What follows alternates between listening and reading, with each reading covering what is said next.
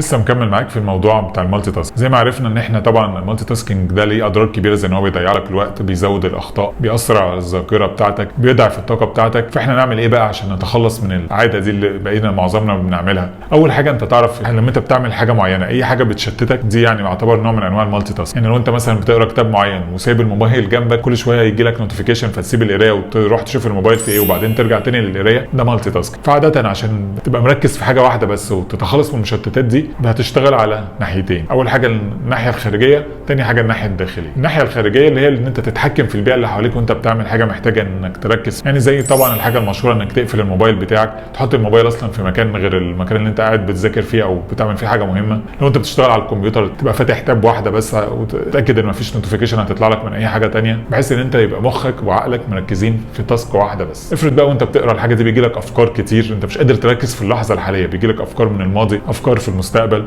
تفتكر مثلا موقف ضايقك وانت بتذاكر او انت بتقرا حاجه معينه، وقتها بس تكتب الموقف ده. جات لك فكره معينه، تكتب الفكره دي. تكتب الفكره دي، خلاص انت كده تخلصت من الافكار الداخليه اللي عندك وبقيت مركز بس في الحاجه اللي انت بتعمل. وطبعا الحاجه الثانيه اللي احنا اتكلمنا فيها كتير اللي هي بمودور تكنيك، ان انت تبقى مقسم وقت الحاجه اللي انت بتعملها لفترات زمنيه، يعني الفتره ما تزيدش عن نص ساعه بحيث ان عقلك يريح شويه وبعدين تبدا نص ساعه جديد. كل ده يساعدك ان انت تعمل تاسك واحده بس في الوقت الواحد وتتخلص من الموضوع بتاع المالتي تاسك. قول لنا كده في التعليقات ايه الحاجات اللي بتستخدم مالتي تاسكينج وانت بتعملها وعايز تتخلص منها وتبقى مركز بس في التاسك واحده في الوقت الواحد.